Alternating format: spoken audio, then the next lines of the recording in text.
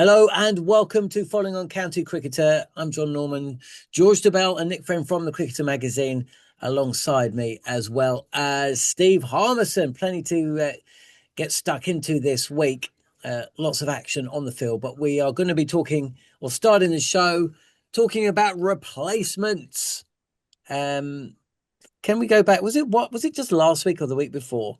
Harmy saying if a fast bowler does his hamstring, he shouldn't be replaced. It's an endurance game. That was the debate we were having. I was countering that, Zahir Khan walks off the field after 3 overs. That doesn't do much for the spectacle either. No, but that's not endurance. Hang on, Nick. Don't worry. You got plenty of time. I'm not saying that it was endurance. It's two separate things. Just saying that there was some back and forth. And it sounds like there'll be a little bit more back and forth. And some of the reaction on Insta when this was pushed out, Litchi230 says, please don't ever let this man near English cricket decisions. He's hopeless. Which man? Harmy. William One says he talks so much.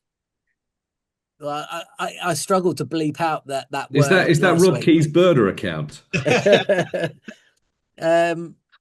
Fair to say you got a bit of stick, but here we are, week in, two weeks in actually, and you can't move for these replacements, whether it's day 3 or day 4, hamstrings, bus fingers, or whatever. What's the consensus then? Is this showing that actually the game needs subs?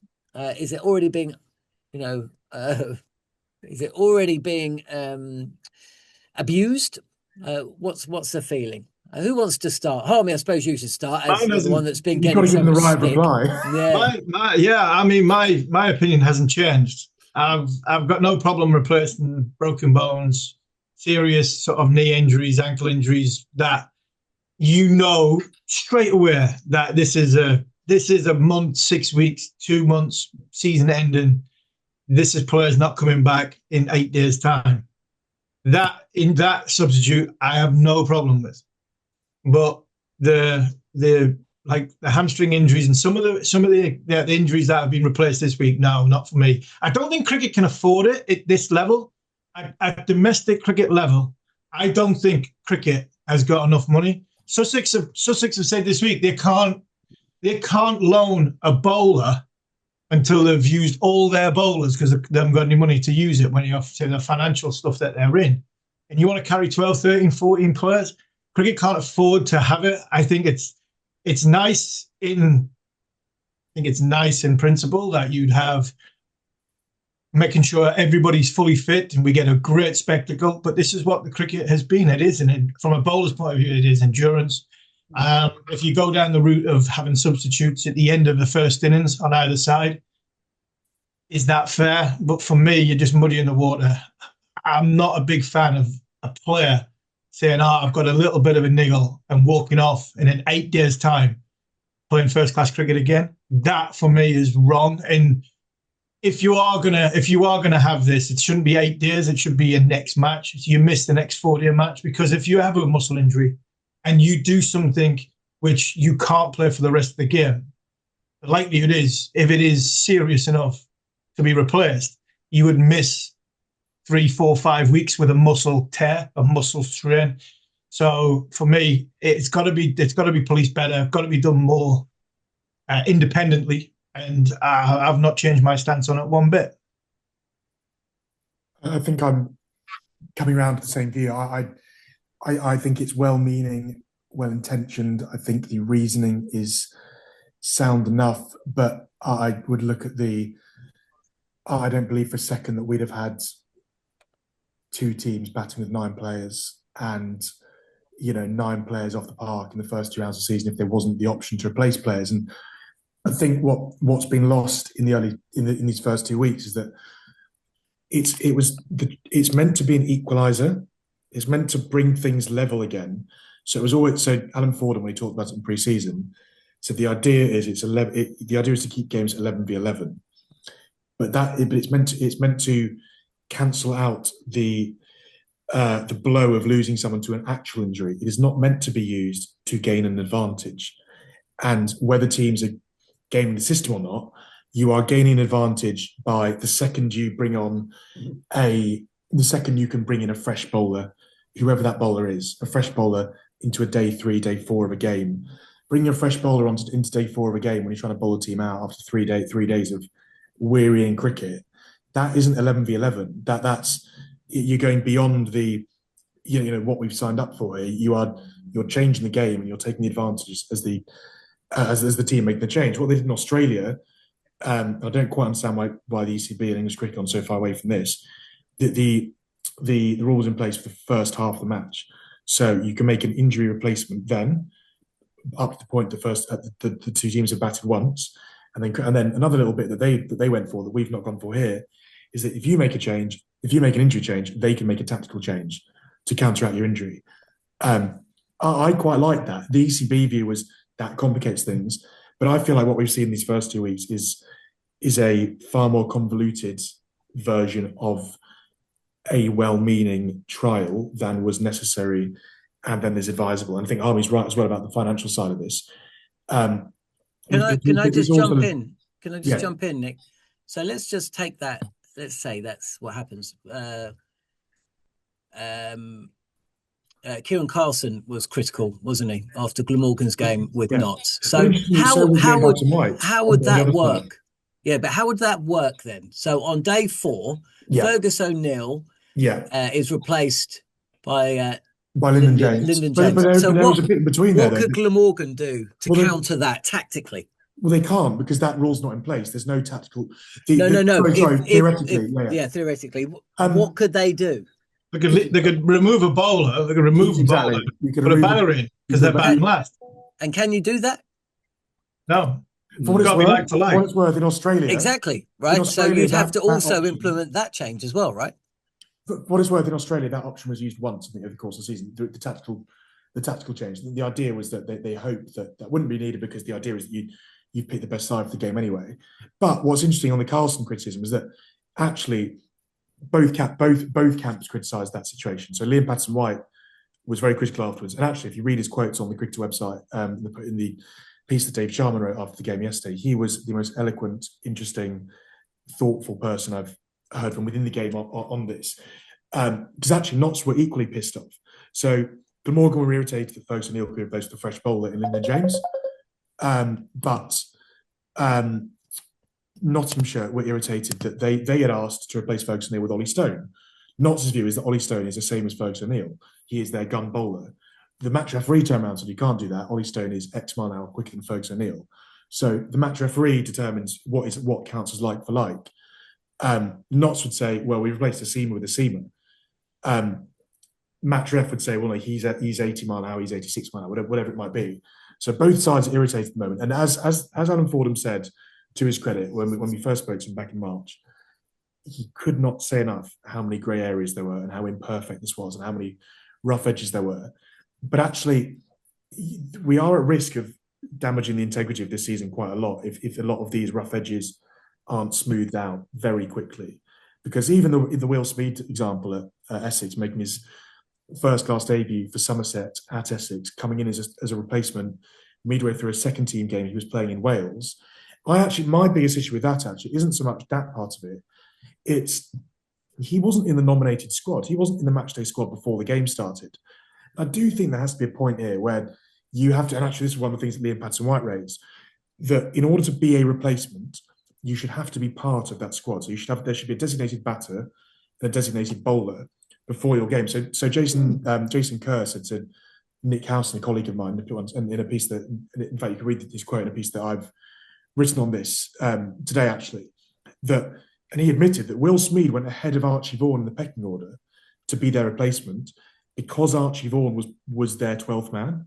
So Vaughan wasn't playing cricket, whereas Smeed was. So Smeed became the beneficiary of playing and not being in their matchday squad. Vaughan was 12th man at Chelmsford, next in line in a sense, but also they're not next in line because Somerset have gone, he's in Nick, we should bring him in. Now, I don't think that is in the spirit of what this has been set up to do. And I do think there should be a pre-match nomination for who your replacement is for each player. Whether or not, as Harmy says, whether or not each county can afford to have those players on site is a different question, and it's a really interesting one. Because if you're carrying a 14-man squad to a game, which a lot of counties do for day one, but then keeping them there for all 4 days, that's 12 hotel rooms that we know counties can't necessarily afford. 12 hotel rooms, let's call that a grand a game for 14 games. That's £14,000, which is half a rookie contract. So whether or not that is doable, I don't know, particularly for the smaller, less wealthy counties. Just one last thing on this. George hasn't spoken yet, but just a quick question for you, Harmy. Did you ever experience a situation bowling for Durham or Yorkshire when on day 4 of a match, or England actually on day 5 or 4, you could feel something, whether it was a rib or a muscle tear or whatever it was, back, anything, right? And you were forced to bowl through that and essentially got injured. Yeah, and spent a long time, on the sidelines. Yeah, if you want to, as George said, you can throw a hangover in there as well. But joking aside, John, every game. I mean, you're better off going. How many games did you not feel in 4th innings that? Oh my word, this is painful. Do you not see that this could actually prevent serious injury with bowlers? No. Do you not think that not forcing them into a position where they have to bowl when injured because there's nobody else to replace them, is that not something that could be used as an argument for this situation? Although obviously that's what the argument is for. Yeah, so is that not a worthwhile argument? Yeah, we've had a few incidents. I'm giving my opinion on why I don't think it is, because I think and I also think I think part of the reason that some of these bowlers are getting injured is cricket is getting a bit soft. Coaches can't speak to players. The higher up the food chain you go, because of the egos and everything that's going with it, they might lose their jobs if they upset the apple cart. Now, I look at this. We used to have separate dressing rooms not that long ago. Yeah, but I also look at this and think from a bowler's point of view. I mean, you go into day 4, day 5, whether it was a first-class match or a test match. I mean, you haven't had a good game if your body's not tired, because it means you haven't bowled enough. It means your team's not in a great position. The bowlers that get tired are the bowlers that push their bodies to the limits. The bowlers that this is the big thing for me. It's a bowler that can work out how to still be relevant and good and great in a game when their bodies are tired, when they've got to go to the well for that last session, when they've got to stay mentally in a way where they're not going to tail over to win a match. I mean, that you can't teach that. That's people's hunger, drive, and determination to be a winner. Now that hurts. I'm sorry. I'm going to be devil. I'm being devil's advocate. As a fast bowler, that hurts. Do we still need that? We don't. Yeah, of course you need that, John. You don't play for England if you don't. You don't play for England if you're not like that. They don't play for 5 days. Yeah, but you don't play for England if you're not like that. I promise you. If you're thinking right, if you're thinking now, right, if I was picking a team now and I'm seeing a bowler walk off 3rd innings because I'm a bit sore, I don't fancy you. I really don't fancy you. I don't think you've got what it takes to go to that place where what you need against an international team on a flat pitch to make a difference. Now, you're putting your body on the line. That's what fast bowling does, unfortunately. And you can see we're trying to protect them. I haven't seen Jofra Archer do that in 4-day cricket for a while. But he doesn't do it in 4-day cricket. He only does it in test match cricket. Yeah. Exactly. That's what I'm saying. But that's why. But you want to get into that argument with Jofra? How comfortable we get into it? I'm not a problem. I'm happy to say this. When I talk about Jofra Archer, I see Jofra Archer potentially as good as Jasprit Bumrah, potentially as good as Mitchell Starc, potentially as good as Pat Cummins. But for the reasons you've just said, that's why I only see him as potentially, because he doesn't play as many games of cricket. He doesn't win many test matches for us because he doesn't play as much and gets to that point. Where I watch Mitchell Starc, I reckon if you had gone day 4, day 5 to Mitchell Starc a couple of times in that Ashes, what's hurting? He'll say most things. Do you want to come off now? Do me a favour. I've got a chance to play. I've got a chance to bowl England out for Australia. This is what bowlers should be looking at going into day 4 of a first class match. If I want to play for England, I mean, I've got to take my body to a place where it's going to be pushed mentally and physically. I'm not walking. The minute I see people walking off, that's soft, that's weak. And when it comes down to picking players to come play on a flat pitch for 30,000 at Lords, and they've got to make a difference on day 4, day 5, when the pitch is doing nothing and I need a wicket to win me, to make the breakthrough, then I make decisions on who's walked off and who's actually stayed out here. And that for me that's been cricket. And that for me, cricket shouldn't change that way. If it does, I mean, that's me out of cricket, because I'm sorry, if we're just going to replace somebody because they've got a bit of soreness, I mean, first week in April, your body's not sore. From first week in April till the end of September, as a fast bowler, something is going to hurt. I get all that, but I don't know how many 4-day games Jasprit Bumrah plays in the Ranji Trophy, and I don't think Pat Cummins plays in New South Wales that often. I tell you what, day 4 and day 5 a test match, they make a difference. Yeah, I know. Day 4 and day 5, they make a difference for their teams, and their bodies will be hurting.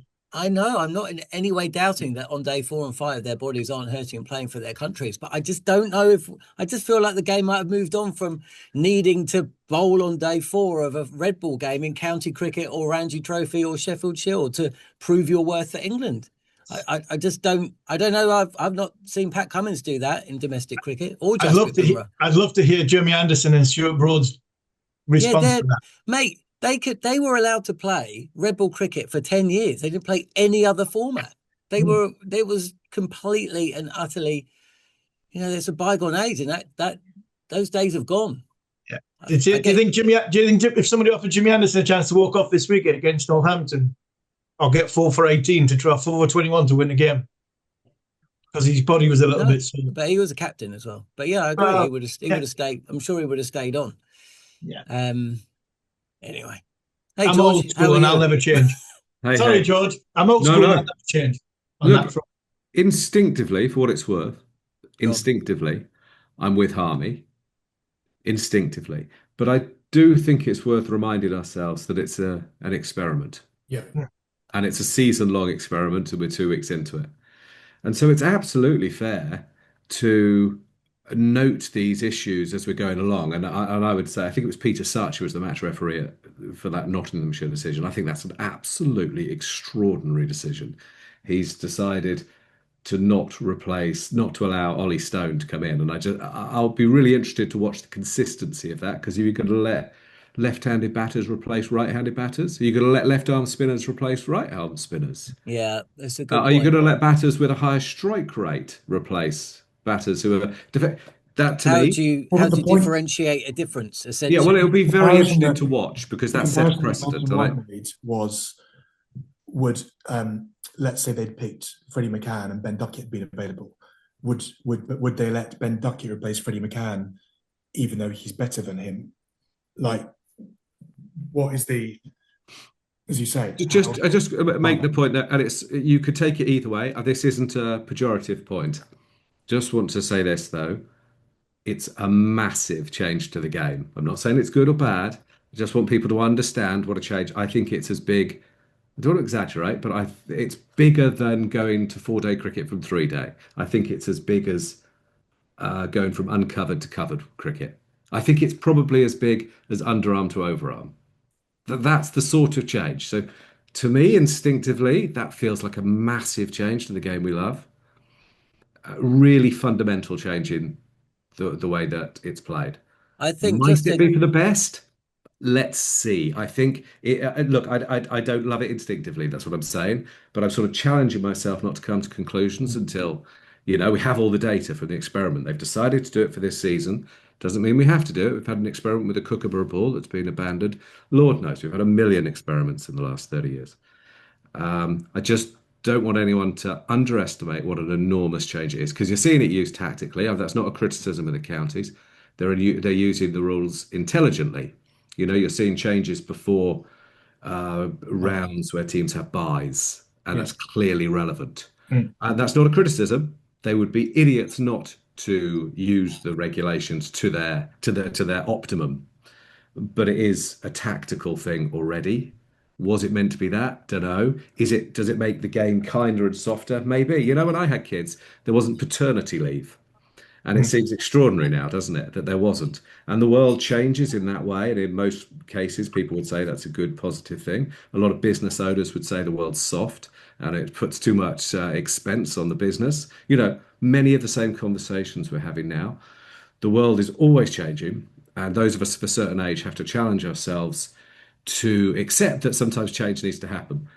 As I say, I try not to reach a conclusion. I just want everyone to understand that this is a massive change to the game. Can I say one thing on that? I think the positive for the trial, and as George said, the whole point of it being a trial is like we will work out. And actually, I think the reason the ECB essentially chucked everything at this, the ICC, it wasn't on the ECB's radar. The ICC asked them to do a trial. ECB have gone far further than they were asked to. They didn't need to do illness. They didn't need to do compassionate grounds. They didn't need to exclude the cut-off at the end of the first innings that they had in Cricket Australia in the Sheffield Shield. They didn't need to not have the tactical change, etc., etc. They could have done what Cricket South Africa did and had a central medical officer adjudicate on the injuries across the whole game. All these things. So they've gone their own way. It is a trial, and they can tweak things. There is no reason why they can't step in and say this bit's not worked. There are a couple of bits that are very easily rectifiable that I think would make an enormous difference. The main one being that the 8-day stand down period simply has to apply to the next 8 days of your team's competition, not the next 8 days, or else we're just going to see over and over again teams lob particularly bowlers in for the first half of the game and replace them with someone fresh for the second half of the game, knowing that it doesn't matter because he's not playing next week anyway. And actually, the only other part of that I would flag in similar point, and this is where I don't think that I don't think the trial set out to achieve this. It's allowed counties to pick people who are nowhere near 100%, knowing that give it a go. But if you're struggling either for form or fitness, we will find an injury on you when we put you through a scan, and we can very easily take you out. And once you find that injury, if you're struggling for fitness in that game anyway, you aren't going to play the next week. So no one's losing. And while you're not trying to punish players for niggles, this, as we said before, it was not set up to provide teams an advantage to find a way around. And until they change that 8-day stand down period, teams will continue to find a way around it. Right, shall we move on? Before we do, though, can I just say, I don't know what you think, Harmy, but I hate the 5-sub rule in football. And yeah, I thought it killed the game. Yeah, totally. And rugby as well. I hate the fact that essentially teams leave their best players on the subs bench and bring them on after an hour. You dilute cricket. Cricket can't afford it. Football couldn't. You dilute it because 5 players can go on 9 subs, 20-man match day squad. It's not 11v11 anymore. No, that might be good. It might be good. I don't think it used 13 players each. There you are. It's not 11v11. And for those people who will tweet me and say we can only have 11 at a time, you've never had 11v11 on a pitch anyway. No. So the point being, it's not 11v11 anymore, and that's a big change to the game. That's massive. Football can afford it. We can't. Cricket can't afford it. And going down this route get the same sort of things if you could think it with football. Like VAR, you're giving somebody else's opinion on it. It's just not working. So I'll stand by what I've said all about the bowler stuff. Yeah, I just don't like it. Okay, let's talk about the cricket.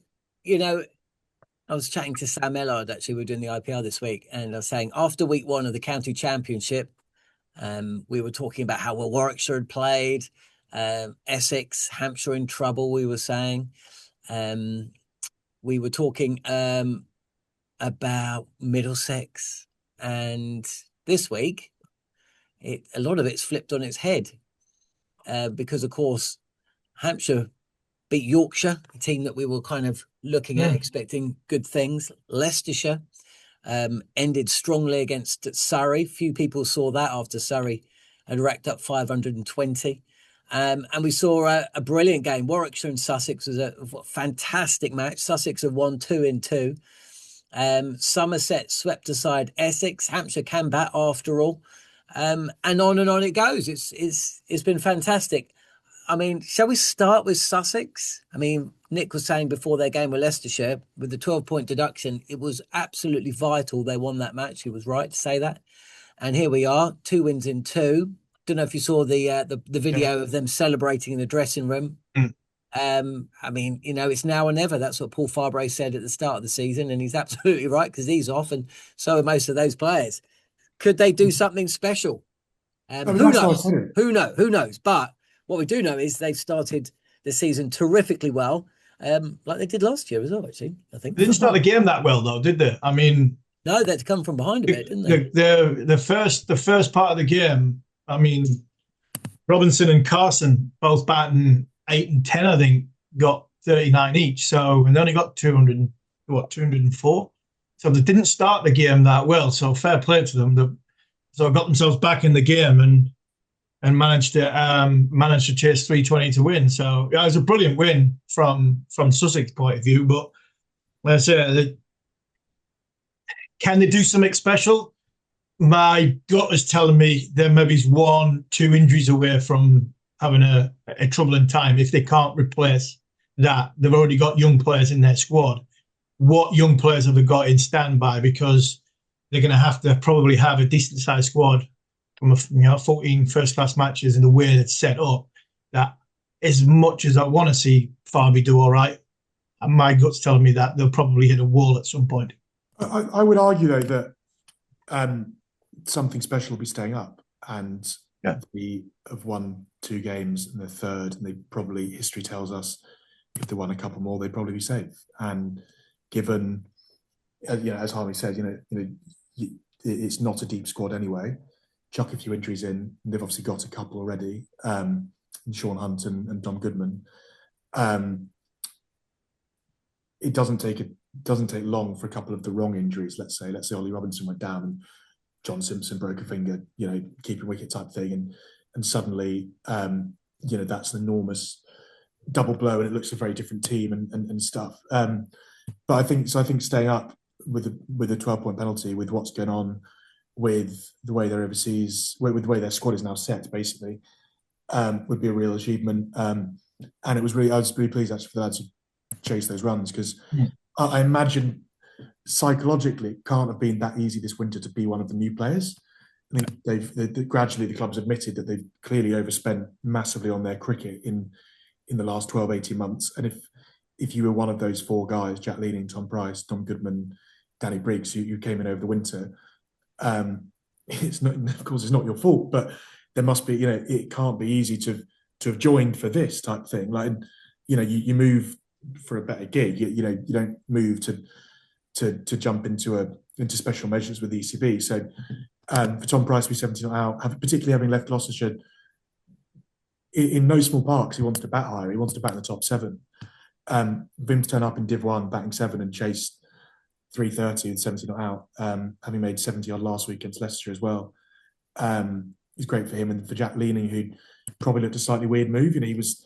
He wasn't getting a game at Kent at the end of last season. He finished second bottom of Division 2, and he's joined Farby, who he knows back from his Yorkshire days, and a lot of pressure to be one of these new players given the financial issues and the spend and stuff. To do that against a side that we were, against a bowling attack that we were raving about last week, and I'm sure we'll rave about again, is no small feat. I don't think many people thought Warwick would lose. George, your thoughts on that? And also 141 for Craig Overton, his highest in first class cricket, I believe. Cool, what a day the Overton's had, eh? Yeah. Because while he's doing that, Jamie's taking 4 for 18 from his 4 overs in the IPL. Did you see the great stat that Anthony Gibson tweeted about Somerset's win rate being so much better with Overton in their side than both of them? Really? No, I didn't. Well, it would be. I mean, stat. you forget how, someone who grew up watching Somerset in those years, Somerset were a very dodgy first-class side for most of the time. I think in the last season that they had, both from Richards and Garner, they were bottom, 17th of 17, as I remember. But, both of them was generally magnificent for Somerset. He was incredible. He would bowl all afternoon and hit loads of hundreds and was brilliant. So it's the comparison is obviously made tongue-in-cheek, but Craig Overton reminded everyone, if they needed reminded, what a wholehearted, committed Somerset all-rounder he is.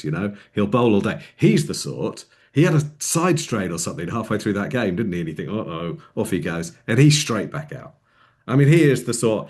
I remember him diving in the outfield in Perth when he had a broken rib.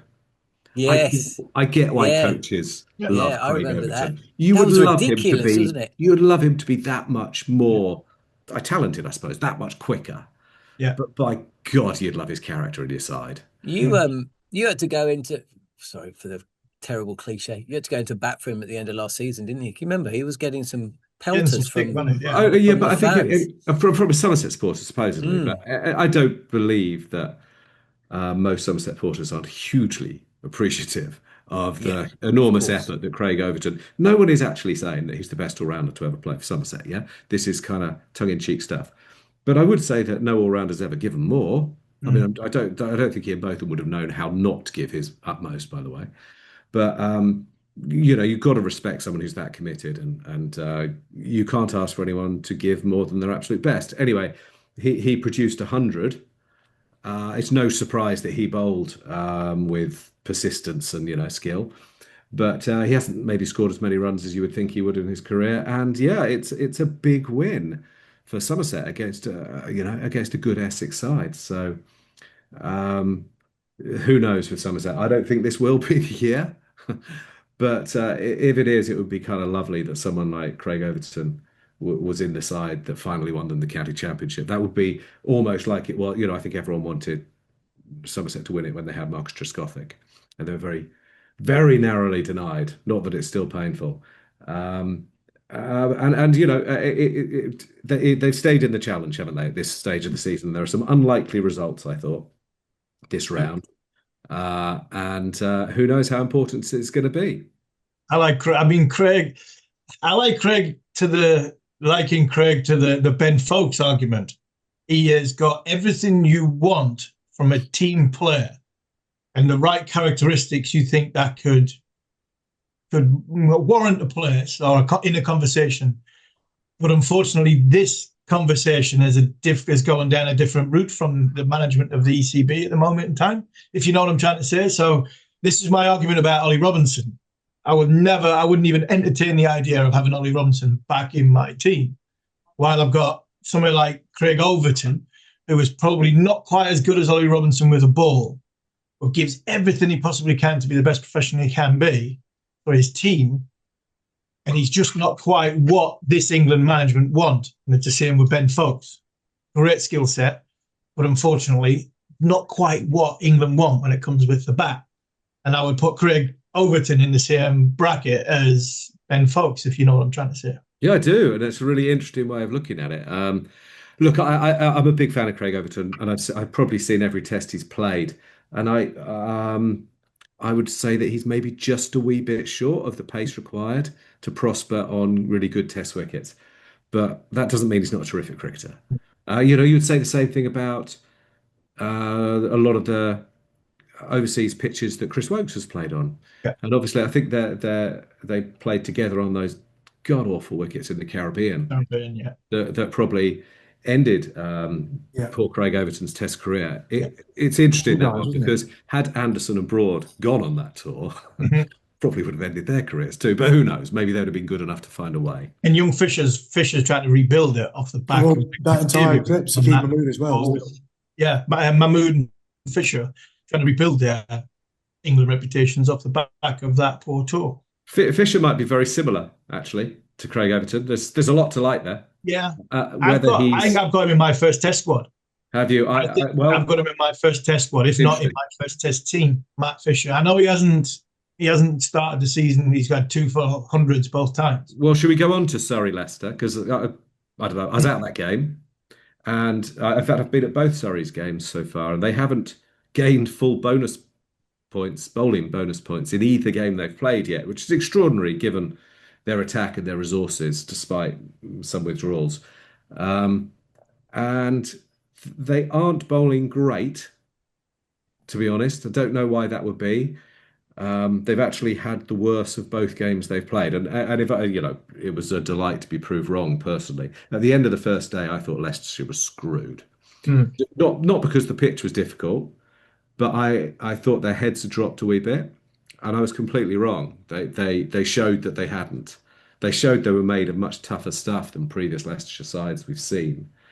And that bodes so well that they were able to stand up to Surrey. And there's a detail in my piece, actually, which maybe I shouldn't have been shocked, but you tell me when you hear the figure. Leicestershire's income a year is something like 5.5 million. Surrey's is 65.5. I mean, how on earth are they competing? And they didn't just compete, they probably had the best of it. So that was encouraging because after last week, in fact, after the first 5 days of the season, I really feared for Leicestershire.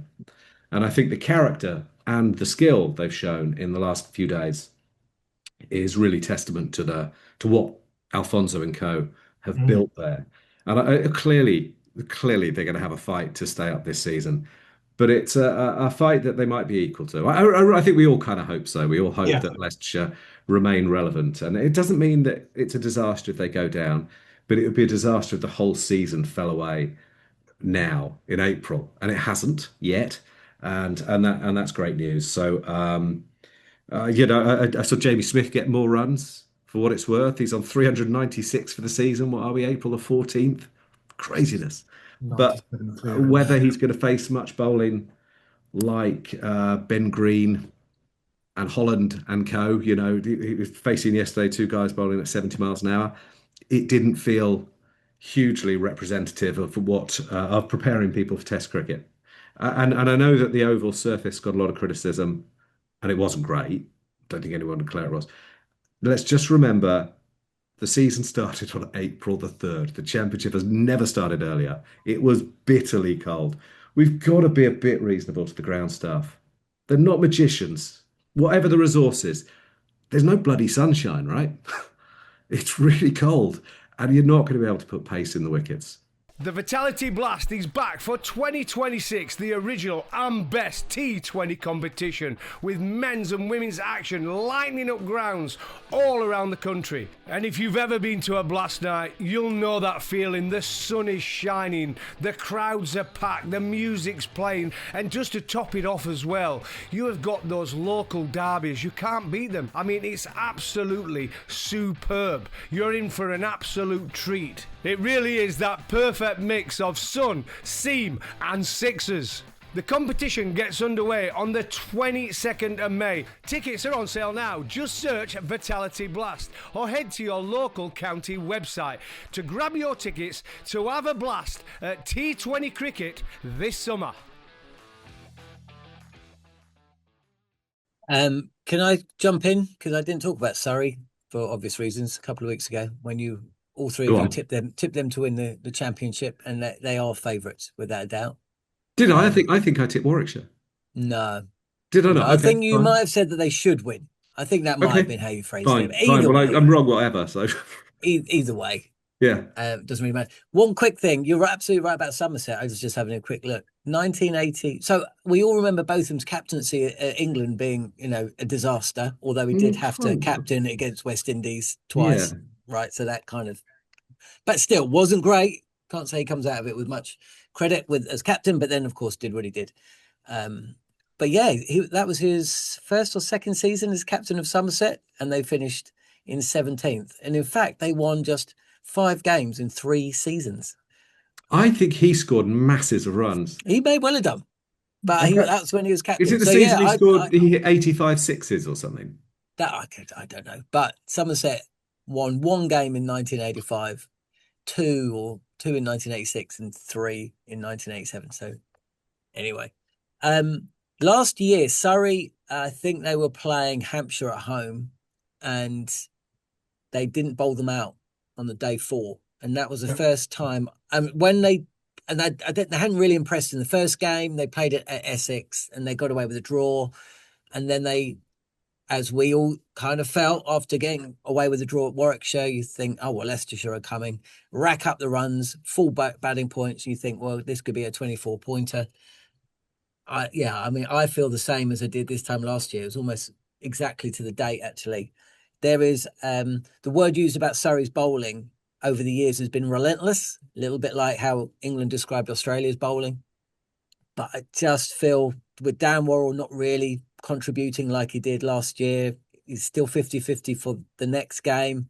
Without him in the side, I just kind of feel they're lacking something. And, you know, they did have Reece Topley back, so they did have a little bit of a variety there, but he hasn't played any red ball cricket for a long time. Thought he did all right for what it's worth as well. Yeah, he did all right, but that was also a flat pitch. And Surrey missing a spin bowler. They've been missing a spin bowler. They also dropped 6 chances.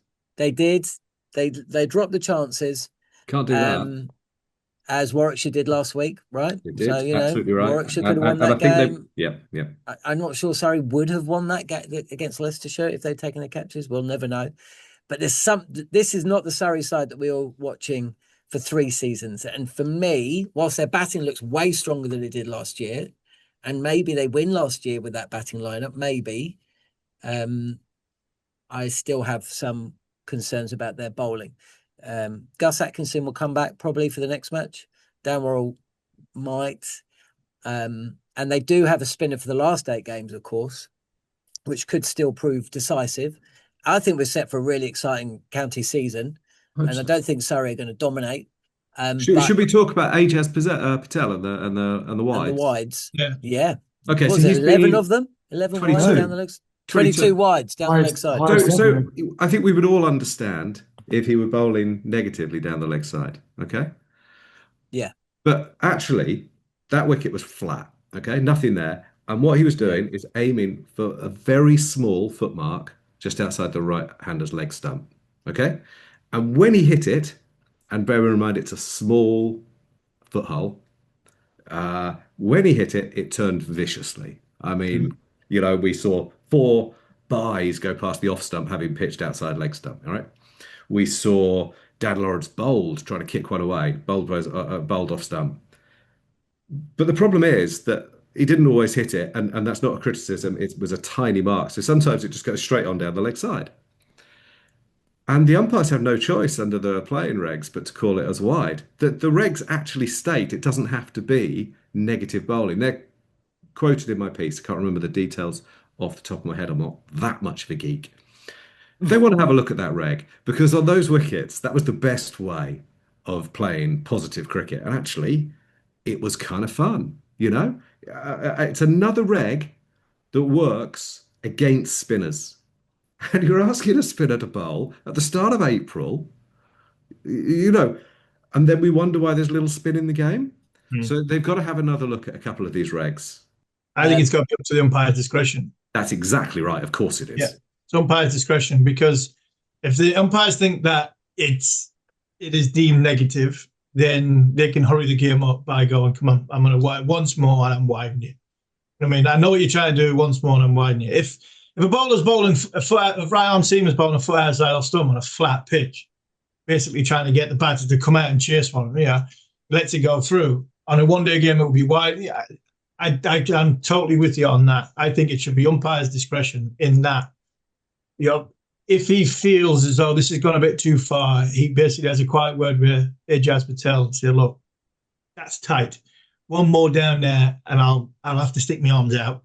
And then you might have to have an idea of a plan B. But at this minute in time, I'm happy for you to do that, because I think I know you're trying to get a wicket. I think that's absolutely right. And as ever, well, not as ever, but as so often, the answer is to empower the umpires. Yeah. But the umpires weren't wrong, because that's what the regs tell them they have to do. And in fact, I would empower them more so that if they thought it was negative bowling, they could even no ball. So you could, I don't know, there would be various things you could do to stop stalemate cricket. But this is absolutely not what that was. And actually, most of the rest of the game was stalemate cricket. So I wouldn't have a problem with that. I wouldn't have a problem with my bowler. I'd say to young bowlers when they're talking about bowling bouncers, ball goes over head high. And I'd say to them, look, I'd rather you bowl a wide, bowling a bouncer too high, than bowling a bouncer that's not high enough. Because a bouncer that's not high enough is going to go over square leg for 6 because this bloke can hit it. And that's not great. If you can get one that's high, that is in the game, all of a sudden you're bringing dismissals into play. If you miss your length, go higher. And if he puts his arms out and you have to bowl an extra ball, so be it. But don't lose your rhythm and confidence by getting hit for 4 because it's not too high. These are the regulations. Some of the regulations in the game they do have to go from to empower the umpires. But like you said, for what it's worth, I thought Josh Hull bowled well. I thought he bowled. The figures are ugly, no way around it. I thought he bowled with maturity. I'm not saying he should be anywhere near England selection. He's doing exactly what he should be doing. He's going to play week in, week out for Leicestershire. He'll make sure his action's repeatable. He'll get bigger and stronger and more knowledgeable. It's exactly what county cricket's for, and he's progressing exactly as you'd hope a 21-year-old would. Not ready for England. He was being watched by, I think Troy Cooley watched him. I think Rob Key was there. He's not a prospect right now, right? He is absolutely a prospect, but no one's saying he should be playing for England this summer. That would be ludicrous. Just saying that I thought he was coming on really well, and I think Leicestershire are doing a really good job with him. His best ball throughout the game was very good, i.e. he got the ball swinging, he put the ball in some not bad areas, and he got the ball swinging. He invited the batter to make We got Dom Sibley out with an in-swinger, and Dom Sibley's probably the toughest guy to get out in county cricket. I'm looking at that, thinking, he's got some ironing out to do, but he got the ball moving, and if we're looking for some different options, can we get a left armer that can get it off the straight? Rhys Topley, for me, Rhys Topley is one of the best bowlers in England. Again, though, let's just leave him on the field. Well, he's got all the skills that he wants. 4 years. Yeah. I think it was the last one he played went for 600 or 700 as well. You can understand why you would look at that and go, what am I doing this for? But he's clearly at a different stage of his life now. He doesn't have the contracts elsewhere. He bowled a really good ball. Who'd you get out? Wetherell. Obviously another really good player. I thought he bowled fine, and he'll get better for doing it more often. And he came through it. Doing it more often, but it's the problem. It's not the best. Well, I think he'll be able to. To be fair to him, it's a long time since the injuries have been anything but impact injuries, and you can't blame a guy for breaking his finger or dislocating his shoulder. With the problem with him way back was all the stress fractures. Yeah, and there's been no recurrence of anything like that. You know, he looks in fantastic shape these days. So, again, no one's saying that he should be on the England radar immediately. Let's just see how he goes. If there are left armers out there who can bowl well, then brilliantly. That adds some variety. I like the fact that people say Josh Hull didn't bowl quick. He didn't. His top ball was 83 miles an hour. There was nothing in that wicket for trying to bowl quick. And he was still quick enough to smack Ollie Pope on the helmet with the short ball. I mean, he hit him hard. So there's a lot there, and there's a lot more to come. And just that's basically a scouting report. He's going to be very good. 6'7" with a 2 metre plus release point. It doesn't have to be quick. No, but it'd be nice if he was. I think he had more to give with pace. He recognised that wasn't the wicket. Yeah, to be bowling especially quick on. He's filled out an awful lot as well Massively. Since people last saw him, I suppose, which is that one test. There's a lot of him. He's a big lad. You wouldn't want him to run into you. Shall we move away from the Oval? Can we talk about Mickey Arthur's daughter's wedding? Because I'm worried that Jimmy Anderson's ruined it. Go on. We can move to Division 2, by the way. I am aware that we are pushing the clock slightly. Well, just because it looked like Derbyshire were going to have a very big win, didn't it, against Lancashire? And Mickey, I think, has been away at his daughter's wedding, and why shouldn't he be? I mean, that seems like a thoroughly good thing to be celebrating, so good luck to them. So it's not a criticism, but he would have been, Mickey's the most passionate cricket fan. He makes me feel as if I don't like cricket after talking to him. He's so enthusiastic. And it looked like they were going to pull off a really, really big win. He'll have gone into the ceremony, having checked his phone, seen they need 130 odd to win. Going up the aisle, looking at the scores. I'm thinking, we got this one. And then suddenly it slips away. Yeah. I mean, brilliant game. But, a fantastic game. And a big win for Lancashire, let's not forget. But just remember what it would have been like Old Trafford this morning had Derbyshire beaten Lancashire, I think. Yeah. Well, we were saying it last week when they failed to beat Northants, didn't we? And it was similar start to last season. And I was watching that game thinking, if they start this season with a defeat and a draw, then because we know there's a lot of unrest. Can we just get Nick? They're still not there, though, are they? They're still not quite. Still not quite the Lancashire. It's not a fluid. It wasn't a fluid win. They haven't been. I was expecting them to be very, very good this season, very slick. Anderson in charge, Harris is overseas. Jennings and Wells at the top of the order. I thought, you know what, Coughlin's a decent signing. They've got a little bit of spin. They've got a lot of bases covered, Lancashire, and the good thing for Lancashire fans is they're second in the table. They've got over the line and winning a draw, but I still think there's a lot more to come from the Red Rose. I agree. I don't think they are quite, particularly without Jennings at the moment. It looks a much brittler batting lineup than. I mean, it's a stupid, ridiculous thing to say, isn't it? Like, they look a less good lineup without their best player. But so it's that kind of insight that makes. Look, they've just nicked a win against Derbyshire. They needed to win. And that says everything. Thanks to one of the greatest bowlers that the world's ever produced, who's still playing at age 43 or whatever it is. There's lots of positives there, but it shows how far they've fallen in our expectations in a way. As you say, they needed to win. If they'd come out of, they were never ahead in this game until the end, really. But if they'd come out of these two opening games without a win, having, sort of hammered Northants and then dropped that catch at the end, and if they were winless again, as you say, it's kind of what happened at the start of last season. There were a lot of draws, a lot of games they could and should have won. They should have beaten Northants at Wantage Road this time last year as well. I think they ended up losing that one, if I remember correctly. A draw and defeat from those two games, given where they were in those games, would have been, you're not that far from things going south quite fast. Durham, Harmy? Yeah, great win. Top of the table? Yeah, I mean, Durham look a good side. Yeah, they've got, like what talking about Lancashire and the way I've described Lancashire, you could describe Durham in the same way. They've got, a lot of bases covered, bowling at this time of the year with Potts, Rain and Roach, backed up by, I think, very, very, very talented all-rounder in Aldridge. And then you've got power at the top and a little bit of touch of class as well when you throw Beddingham in. The McKinney one's an interesting one because he's obviously created a headline. He's got 244. It's a brilliant, brilliant innings. And there'll be a big clamour because, of what's happening with Zach Crawley and England needing an opening batter. I'd just be careful a little bit with Ben. I really would. We need the next cab off the rank. I think he should be the next one of the next one, not this one. I think he's a talented player. I think he's got all the qualities for international cricket. I'm not going to say he replacing Zach Crawley, we're getting something similar because what you've got with Ben McKinney is he's still learning.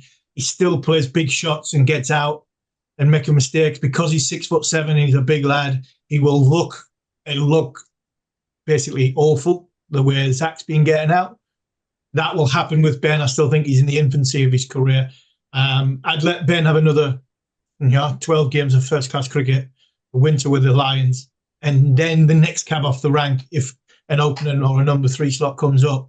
That would be my honest opinion of Ben McKinney. He might not like it, but I think he's a talented young player who would like to see a little bit more of an education before we throw him in because we're very, very good at ending players' careers. It's been 24, 25. I think those are wise words. Just to reiterate, I would also be slightly concerned about the education he'd receive in the England environment. Maybe it's changed now. They're talking a lot about how they're going to adapt and evolve, and if so, great.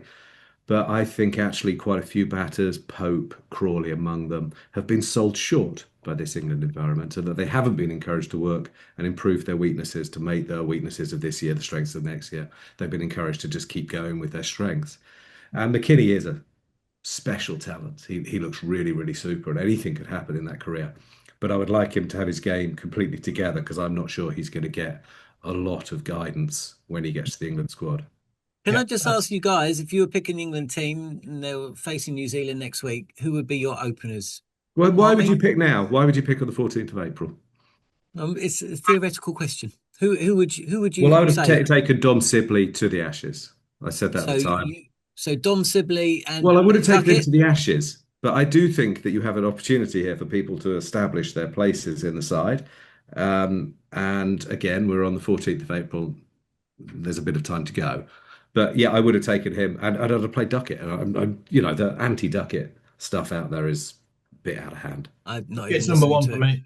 Yeah, Duckett's number one. Duckett. Yeah, I'd still pick Duckett, and I would pick. I probably wouldn't be picking Crawley. I'm not saying he couldn't come again. He's young enough to come again. Yeah, I think Zach. I think that it's a hard one on Zach. I think I said last week. Another Not really, another though, one. is it?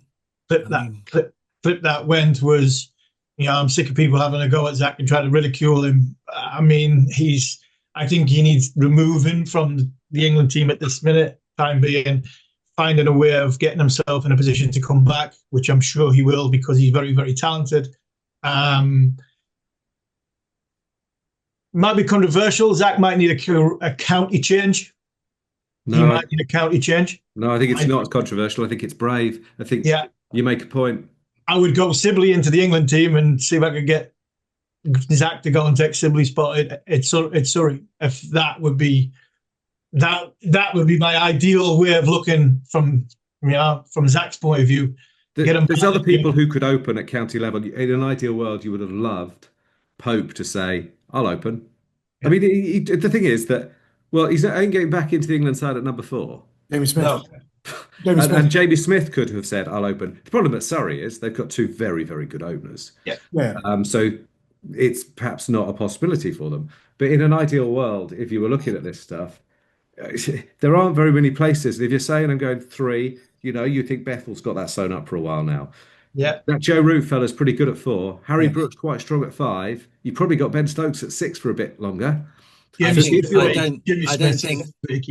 think Ollie Pope's thinking he's going to be playing for England. But not immediately. But if he opened years and nailed it, which he's good enough to do, by the way. Yeah. Anyway, look, Jamie Smith has all the time in the world. I've seen a lot of Jamie Smith. Yeah, for me, he's keeping wicket at number 7. Well, yeah, he probably is, but I wouldn't have him keeping wicket. No, I felt, and I said this on this show a year ago, it made more sense to me that Pope kept wicket and batted 7 and Smith batted at 3. Jamie Smith's a really good example of what I'm talking about being players being sold short. Jamie Smith can defend. Jamie Smith can be patient. I've seen a lot of him, yeah. And he is absolutely happy to bat for a long time. I think one of his centuries the other day was 199 deliveries. Yeah, it was, yeah. He's not even to do that with England. 261 deliveries and 199. 240. And he's got loads of time. He reminds me of Graham Hick. Strong praise. Yeah, he is a ridiculous talent. He's got a better game for 3 than Pope has ever had. Who would you say, Nick? Who would you say you open the batting? Yeah, because personally, I don't think I would pick Sibley, actually. I'm going with experience. I think I would try and find the middle ground, which is someone slightly younger than Sibley, but someone with much more experience than a Tribe or a McKinney. Yeah. I'd look at Tom Haynes. I'd look at Emilio Gay. They were the 2 that went on the Lions and opened the batting over the winter. Gay got injured, but they've between, I don't have the stats to hand, but between the 2 of them, the last 2 years, they've made at least 10 Div 1 first class hundreds. People might say, X or Y is a problem against the short ball, etc., etc. I feel that's always used against everyone before they come into the England team. Because they don't very much of it. It means 2 left-handers, but Trescothick, Cook, Strauss did pretty all right with that, didn't they, for a very long time? And I think if you are asking who short of Hamid, I suppose, for like the most consistent, upwardly mobile opening batters are in Division 1. Not that I think Division 2 is, has to necessarily be ruled out. I think those are the 2 guys who were closest with the Lions over the winter, and they've churned them out for a very long time. Tom Haynes got a Lions 100 last summer, as did Gay. Gay last year was quite feast or famine. He started the season with 100, and then this week, when everyone else got 180 each, he got for 5. They've got a bigger body of work. I think that's the important thing. I think Sibley's 30 for what it's worth. No, I know. But as you said, if you're talking about building a 3-4 year plan, I wouldn't rule Sibley out at all. I'd be chuffed if they went with one of the guys who, Sibley or Hamid, guys who were dispensed with, were treated pretty shabbily. And then it's worth remembering as well, in Dom Sibley's case, that he played almost all of his Test cricket in the bubble. Late 2019 through to 2021, he basically played through COVID, through the spell. It's not going to be a 3 or 4 year plan now. These have got some would argue McCullum's got the summer. And if nothing changes, think he's got 2 summers. But yeah, but that's what I'm saying. It's not a 3 year plan. It's an 18. It's about winning the Ashes next summer. It's about winning the Ashes. Actually, and obviously Sibley did get 100 in South Africa last time. In England, I'd be fully in favour of. I wrote this indeed 3 weeks ago. I'd be fully in favour of Sibley. Hamid. I'd say it'd be really cool if one of the guys got to come again, because it doesn't happen enough. It's always been mental to me that you climb the ladder, you work your way up to the top to be next man in, and then you have your go, and then rather than go back into the pack, it does feel like these guys go straight to the bottom of the pile and have to work their way all the way back up. So work for Duckett. 5 years for Sibley. It did, and it worked for. And it's been 5 years since Sibley last played for England, which feels like which surprised me when I checked that. But I didn't think it'd been quite that long. But yeah, I think it's worth remembering that he played virtually all of his Test cricket in an environment that was the antithesis of being aspirational, was a nightmare for all involved.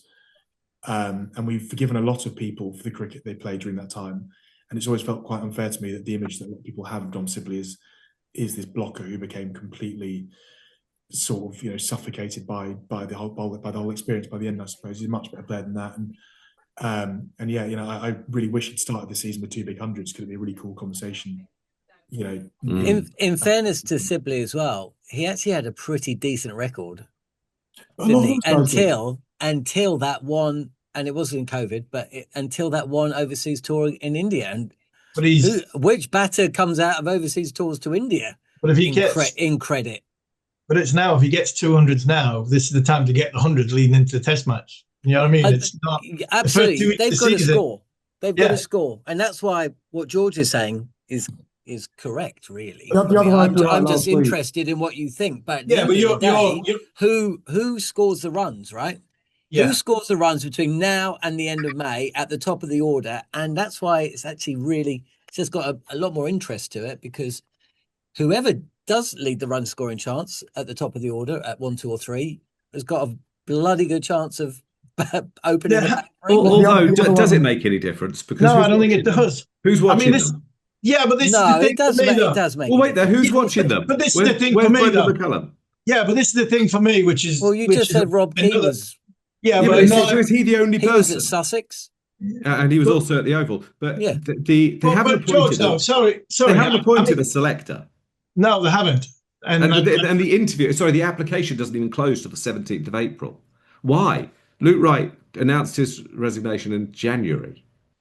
Well, why is it taken so long? Why? I don't know, but and McCullum isn't in England, so everything is reliant on Rob Key. Yeah, but that's disproportionately reliant. But the thing that's annoying me with this whole thing, right? When it comes to disconnect, we've been in and I'm a big backer of county cricket. I think 18 teams, county cricket, my thoughts of it. And I've been critical of this ECB lot.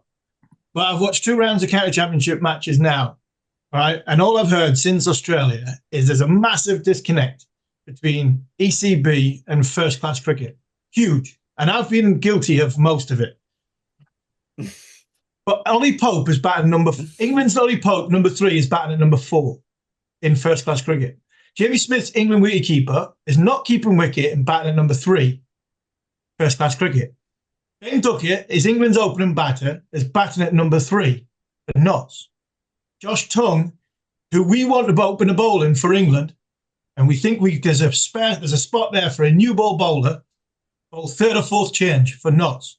So when people are telling me, and I'm guilty of it, there's a disconnect between English cricket's hierarchy at the England level and first-class level, I'm sorry, they'll never, ever get in the line, and this last 2 weeks have proven it. So all these first-class coaches that have come on our show and said, there's a massive divide and this, that, and the other.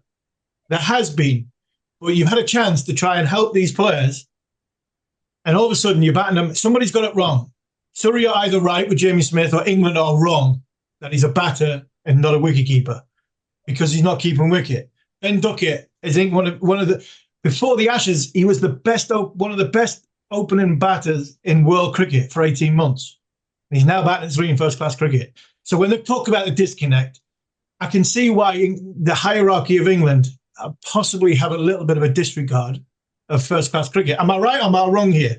Have I got something wrong here? Because I've always been a knocker of Key, McCullum, Stokes. But when I see Josh Tongue bowling third change, when I want him to be my England new ball bowler. I think it's a fair point. All I would say is that they're slightly different circumstances. I don't see a problem with. In fact, I think it's very good that Jamie Smith's batting three. I don't have a plan. No, it will test him in different ways. He's a wicket keeper. We see him as the wicket keeper. Yeah, well, maybe we don't, Harmy. Maybe we don't anymore. Well, that's a question. I mean, who knows what they think? Because I honestly, after that Ashes, I kind of felt that they were going to look to Root and move away from Smith. He scored two centuries at three. Maybe that would change. Nobody knows. Jamie Smith is far too talented as a batter not to be playing for cricket for England. And if the only way we that may be why he's batting at three, then, because then the only way we get him in is by the only way we get him in is by keeping wicket. Then he keeps wicket. I'm sorry, that's where he fits in. Yeah, you can't open a baton. Bethel's just got 100 in Australia. George just mentioned the bloke at four is very good. The bloke at four is potentially even it could be as not well. He probably can't. The guy at five. The guy at five. Yeah, the guy at five might want to think about where he's batting. Yeah, possibly. Great players tend not to bat at five. Yeah, but he's not going to. He's going to go to four when Joe eventually finishes in 4 years' time. Is he going to go? Are Brooke going to go to three? Can we really put him at three? Well, he definitely could do three.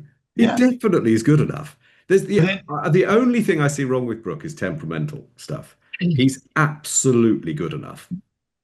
He picks up length as well as anyone I think I've ever seen. He's got loads of time, hasn't he, to play the ball. There's masses to like there. He's just got to get the temperament right, I think, the balance between attack and defence. I mean, that's a huge part of the game. He's definitely good enough to bat at three. When he started batting at three in the ODI side and everyone was going, oh, this is a masterstroke, it was the most obvious thing in the world. That's where he should be playing. But, it's not a bad thing to have lots of people vying for these places. And Bethel, I think, has an equally high ceiling. And looks as if he's going to get the first opportunity to make the number 3 spot his own. And he's deserved that with that innings in Australia. But that means that if there are vacancies out there, they probably are at the top of the order. Which is why, maybe Jamie Smith should be opening. Right. Guys, thanks for your time. And thank you, dear listeners, for tuning in to Following On County Cricketer, back next week.